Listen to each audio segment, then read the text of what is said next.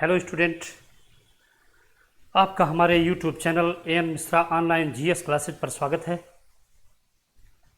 प्रिय छात्रों,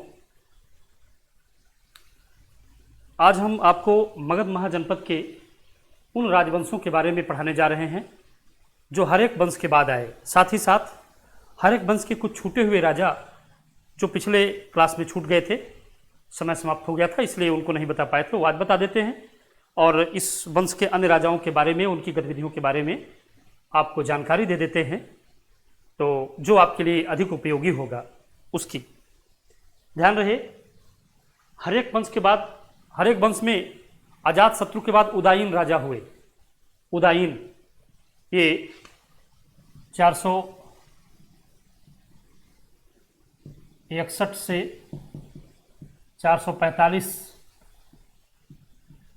ईसा पूर्व के बीच राजा था। ठीक, उदायीन ने एक नया कार्य किया।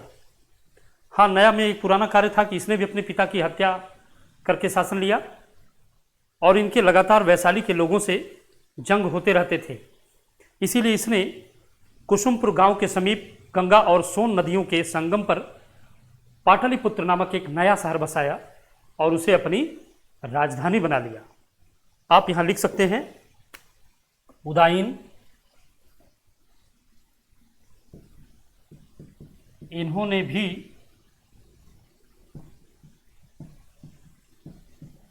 पिता अजातशत्रु की हत्या कर राज्य प्राप्त किया। इसीलिए तो इसे पितृहंता वंश कहा जाता है। ठीक, ध्यान रहे।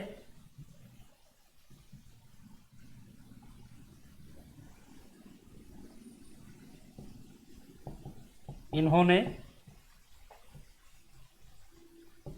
गंगा और सोन नदी के संगम पर कुसुमपुर गांव के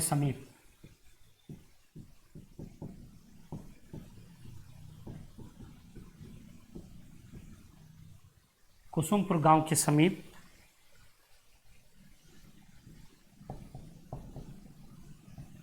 पाटलिपुत्र नामक नया शहर बसाया और इसे अपनी राजधानी बनाया।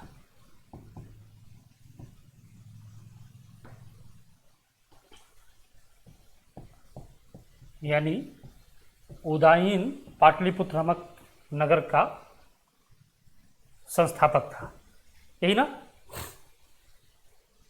पाटलिपुत्र के ये उदायीन संस्थापक थे। इसके बाद, इनके मृत्यु के बाद इनके वंशजों का तेजी से समापन होने लगा। इस वंश के अंतिम राजा नागदशक या दर्शक थे। ठीक, जान लीजिए, नागदशक या दर्शक ये इस वंश के अंतिम राजा थे।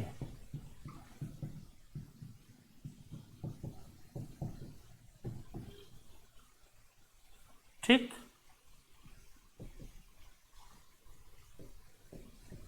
इनके अमात्य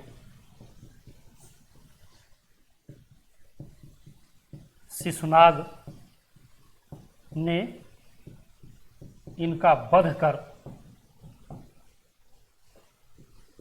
राज्य पर अधिकार कर लिया। ये रहा। ठीक, नागदशक या दर्शक इस वंश के अंतिम राजा थे और इनके बाद फिर एक नए राजवंश की नींव ही पड़ गई और वो थे शिशुनाग वंश। ठीक, शिशुनाग नागदशक के या दर्शक के अमात्य हुआ करते थे। राजा को कमजोर जानकर, राज्य की स्थिति की उहापोह की स्थिति देख करके इन्होंने राजा की हत्या कर शासन सत्ता पर अधिकार कर लिया और नए राजवंश की नींव डाली। तो अब हम लोग हरेक वंश के बाद नए राजवंश को पढ़ते हैं।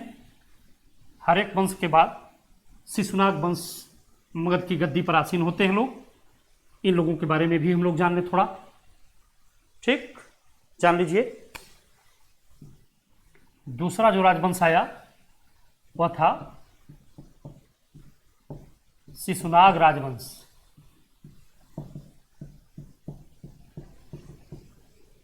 संस्थापक स्वयं शिशुनाग थे। शिशुनाग। अब इनके कार्य के बारे में जान लें। इन्होंने यानी शिशुनाग ने साम्राज्य का विस्तार ही किया। इन्होंने कौशाम्बी और उज्जैन दोनों राजाओं को परास्त कर मगध सत्ता का विस्तार कर दिया। यानी मगध सत्ता के विस्तार की शुरुआत स्वयं महाराज बिंबिसार ने तब किया जब अंग नरेश बृहद्रथ को उन्होंने परास्त कर उनकी राजधानी चंपा पर अधिकार कर लिया था। ठीक, इसके बाद अजातशत्रु भी इस कदम को आगे बढ़ाए। महाराज बिंबिसार ने तो विवाह करके काशी को भी प्राप्त कर लिया था। अजातशत्रु ने वैशाली, काशी को भी हड़प लिया, तो राज्य थोड़ा और विस्तृत हो गया। लेकिन शिशुनाग के समय अंग, काशी, वैशाली से आगे बढ़कर के शासन सत्ता और विस्तारित कर दी गई, क्योंकि शिशुनाग ने कौशाम्बी, इलाहाबाद के समीप का राज्य महाजनपद, और उधर उज्जैन, इन राजाओं को भी परास्त कर दिया। अवंत नरेश, चेद नरेश को भी परास्त कर दिया। तो इस तरह से सत्ता अब आगे बढ़ गई। तो लिख सकते हैं आप, इन्होंने वत्स, राजधानी कौशाम्बी हमने लिखाई है। इन्होंने वत्स, चेद, राजधानी लिखाई होगी सुक्तिमती, सुक्तिमती, और अवंती, अवंत की राजधानी उज्जैन पर अधिकार कर लिया। यानी इनके समय तक आप कह सकते हैं कि मगध सत्ता में बंगाल से लेकर मालवा तक, पश्चिम भारत तक फैल गई है ना।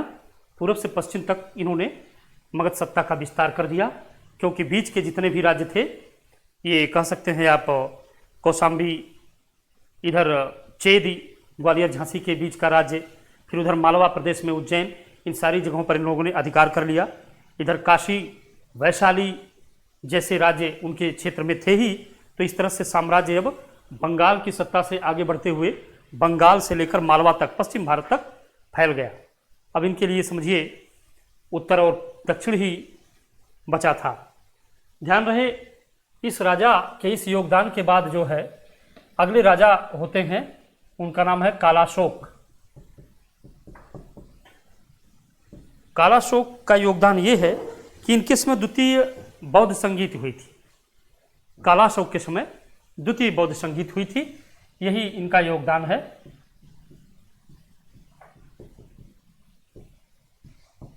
द्वितीय बौद्ध संगीत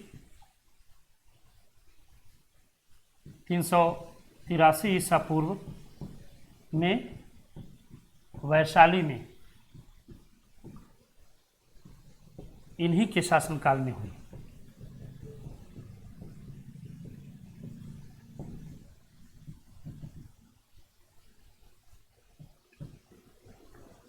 ठीक है, ध्यान रहे।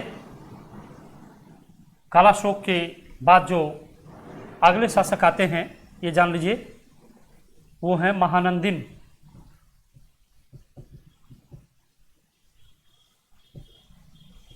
इस वंश के अंतिम राजा,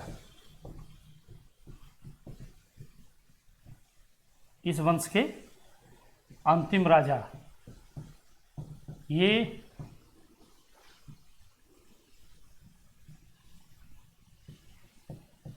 अपनी शूद्र रखेली से जन्मे पुत्र महापद्म द्वारा मार डाले गए। ठीक। महापद्म ने इनकी हत्या कर दी, इनकी सेब यानी दाढ़ी बनाते समय। इस प्रकार महापद्म ने मगध में नंद वंश की स्थापना की।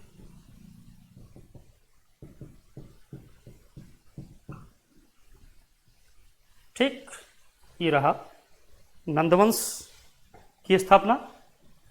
आगे आप देखते हैं कि महानंदिन इस वंश के आखिरी राजा होते हैं और उसके बाद फिर नंद वंश की इस राज्य पर स्थापना हो जाती है। यहाँ तक आपने देखा किस तरह से हर्यक वंश के बाद शिशुनाग वंश, शिशुनाग वंश के बाद फिर नंद वंश की स्थापना मगध में होती है। नंद वंश सबसे अधिक शक्तिशाली निकला। महापद्मनंद के लिए बताया जाता है कि इसने अपने समकालीन भारत के लगभग सभी महाजनपदों को परास्त कर दिया। उत्तर भारत के लगभग सभी महाजनपद परास्त रहे। इसीलिए महापद्मनंद ने सभी राजाओं को परास्त करने के बाद सर्वक्षत्रांतक, क्षत्रियों का विनाश करने वाला एक राष्ट्र महाराज यानी चक्रवर्ती राजा की उपाधि धारण की। इसने मगध को सर्वशक्तिशाली और संपूर्ण भारत में चक्रवर्ती राज्य की स्थिति में ला दिया महापद्मनंद ने। तो आप अब नंद वंश के बारे में जान लें। इस महापद्मनंद ने भी जो योगदान दिया उसमें कहा जाता है कि उसने पूरे भारतवर्ष में अपने राज्य मगध का परचम लहरा दिया। तो इस नाते अब आप यहाँ लिख सकते हैं नंद वंश, और इनके संस्थापक थे महापद्मनंद।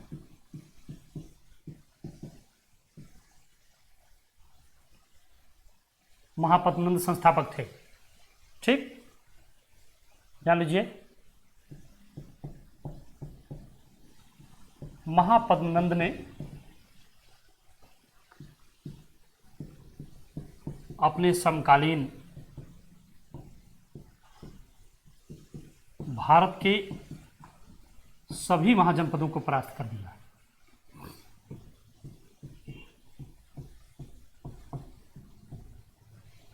सभी महाजनपदों को हराकर सर्वक्षत्रांतक एक राट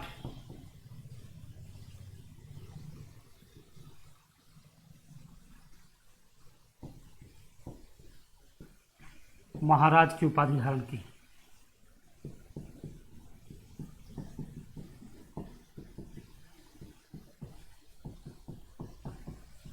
ये यानी इन्होंने मगध को चक्रवर्ती बना दिया। मगध अब संपूर्ण भारत में फैल गया। संपूर्ण भारत की राजधानी अब मगध बन गई। नंद वंश के आगे हम देखते हैं अब घनानंद। ध्यान रहे, घनानंद सिकंदर के समकालीन थे। घनानंद सिकंदर के समकालीन थे। घनानंद चाणक्य के समकालीन थे। घनानंद बड़े शक्तिशाली थे। घनानंद को धनानंद भी कहा जाता है। इनके धन की चर्चा दक्षिण भारत तक होती थी।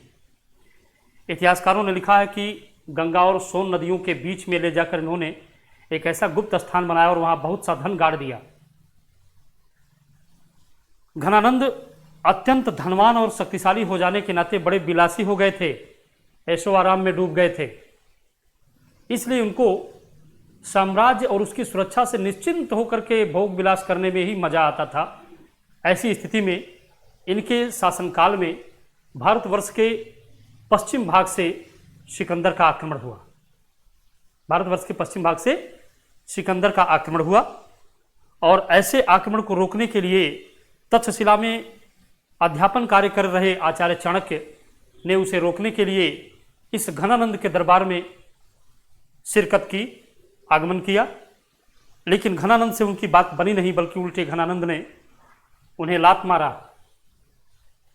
शिखा पकड़कर उन्हें अपने राज दरबार से बाहर फेंकवा दिया।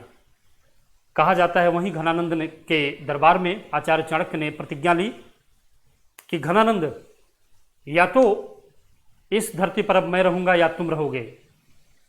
मैं नंद वंश का विनाश कर दूंगा और तभी अब शिखा बंधन करूंगा, पूजा पाठ करूंगा। उसमें वे सफल रहे, क्योंकि वहां से अपमानित होकर तक्षशिला लौटते हुए वे पिपलविन राज्य से जब गुजर रहे थे, ऐसी स्थिति में मौर्य कुल के कुछ बच्चे खेल रहे थे। आचार्य चाणक्य उधर से गुजर रहे थे। जो बालक खेल रहा था उसका नाम था चंद्र, और कहा जाता है दूरदृष्टा, ऋषि महात्मा दूरदृष्टा होते हैं। उन्होंने दूर से ही देख लिया ये बालक चक्रवर्ती होगा। चंद्रगुप्त की माता से इस बालक को उन्होंने ले लिया, ये कहकर कि छत्राणी, हम इस बालक को राजा बनाएंगे, अपने साथ तक्षशिला ले जाना चाहते हैं। चंद्रगुप्त मौर्य को वे तक्षशिला ले गए। तक्षशिला ले जाकर उन्होंने उन्हें सैन्य विज्ञान की शिक्षा दी, क्योंकि आचार्य चाणक्य तक्षशिला में सैन्य विज्ञान ही पढ़ाते थे। ज्ञान तो उनको अन्य विषयों का भी था। अंततः यही बालक बड़ा हुआ, उसे एक महान योद्धा के रूप में तैयार किया, और अंततः पश्चिम भारत से यवन सेना को उखाड़ फेंका, यवन राज्य को उखाड़ फेंका। सिकंदर उनके शासनकाल में लौट गए, और उसके बाद फिर उन्होंने इसी चंद्रगुप्त मौर्य को आगे करके अंततः नंद वंश का विनाश कर दिया। मगध में मौर्य साम्राज्य, मौर्य राजवंश की स्थापना करवाई। ये आपके सामने है नंदवंश, घनानंद। ये सिकंदर के समकालीन थे।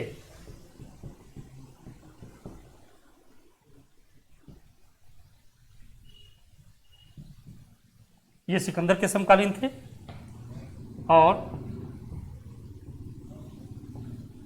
सिकंदर ने इनके समय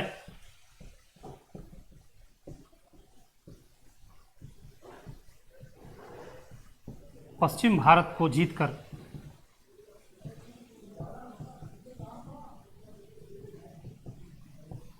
व्यास नदी तक धावा बोला। ठीक, ये आचार्य चाणक्य को राज दरबार में अपमानित कर दिए।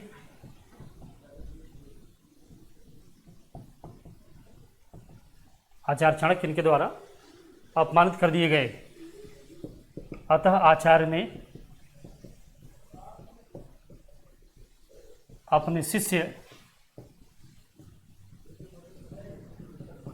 चंद्रगुप्त मौर्य के द्वारा नंद वंश का विनाश कर दिया। यही गुरुदक्षिणा पाए थे। सभी लोगों ने कहा गुरुदेव गुरुदक्षिणा। इन्होंने कहा जाओ, तुम्हारी सेवा ही गुरुदक्षिणा थी।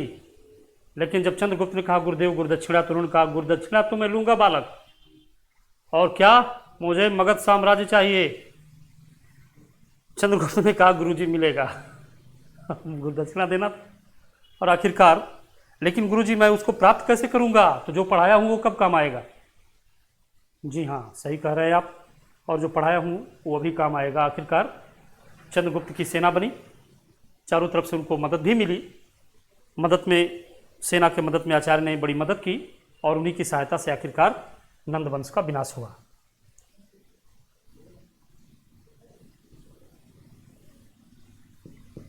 मगध में मौर्य वंश की स्थापना करवाई।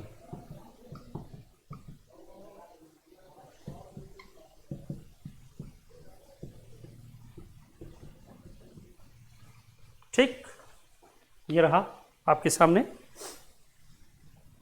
जो मौर्य राजवंश और अन्य लोगों में उचित था, वो आपको मिला। इसके बाद अब आप जानेंगे मौर्य राजवंश के बारे में। हम इसे मिटा दें, क्योंकि आप इसे देख लिए होंगे, तो इसे मिटा करके अब हम मौर्य वंश के बारे में थोड़ा बता देते हैं, आगे उसे बाद में पढ़ाएंगे। मगध महाजनपद में अगले जो होते हैं वो होते हैं मौर्य वंश। ठीक,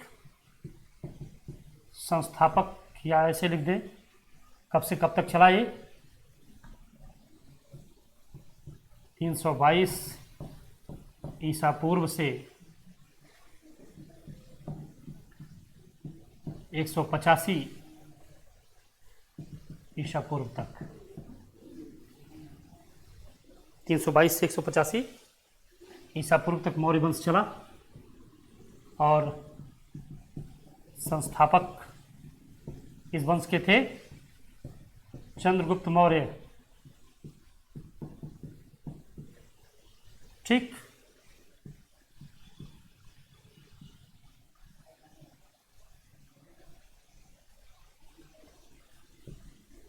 अन्य राजा बिंदुसार, अशोक,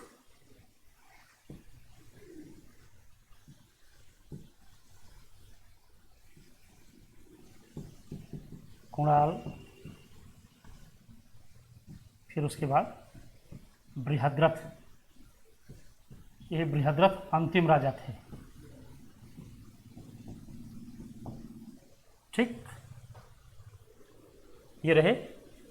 अब आपको हम चंद्रगुप्त मौर्य के बारे में नेक्स्ट जब अगले क्लास में आपको पढ़ाना शुरू करेंगे तो आपको चंद्रगुप्त मौर्य के बारे में हम पढ़ाएंगे। चंद्रगुप्त मौर्य और आचार्य चाणक्य, ये आपका नेक्स्ट क्लास होगा। आज बस इतना ही। इसमें जो है आपके काम की चीज़ें आपको मिली, उसे कायदे से पढ़ें, जानकारी प्राप्त करें। ये SSC से ऊपर की चीज़ें भी हैं। एक चीज़ हम आपको और अपील करना चाहेंगे, और वो अपील ये है कि मैं इस समय लखनऊ कपूरथला चौराहे पर स्थित द स्कॉलर शशांक सर की कोचिंग में, उनके स्टूडियो में लाइव हूँ। डियर स्टूडेंट, मैं आपको बताना चाहूँगा कि 500 रुपये में शशांक सर मेरे समेत अन्य जो अध्यापक हैं, हिंदी, अंग्रेजी, गणित, रीजनिंग और जीएस में मैं तो केवल इतिहास पढ़ाता हूँ, जीएस के और भी जो भाग हैं उनको पढ़ाने वाले सारे लोग, ये पूरा जीएस का जो क्लास है वो महज 500 रुपये में इस चैनल को खरीद करके प्राप्त कर सकते हैं आप इसका लाभ। साथ ही साथ मैं ये भी आपको बताना चाहूँगा कि इस लाइव क्लास में जीएस के साथ साथ मेरा स्वयं का एक बैच इसमें चलने वाला है, वो पीसीएस का बैच। आप में से कोई अगर इच्छुक हो तो पीसीएस के क्लास में वो एडमिशन ले सकता है, जिसमें मैं स्वयं पूरा का पूरा पीसीएस का क्लास इतिहास के लिए पढ़ाऊँगा। इसकी जानकारी आज देना आप लोगों के लिए उचित था, और इस लाभ को प्राप्त आप अवश्य करें। कम पैसे में आप अधिक चीज़ें पा सकते हैं जो संभवतः बाद में न मिले। इसी अपील के साथ आज बस इतना ही। नेक्स्ट हम आपको चंद्रगुप्त मौर्य वंश के संस्थापक के कार्यकलापों और गतिविधियों के साथ मिलेंगे। आज बस इतना ही। Thank you class.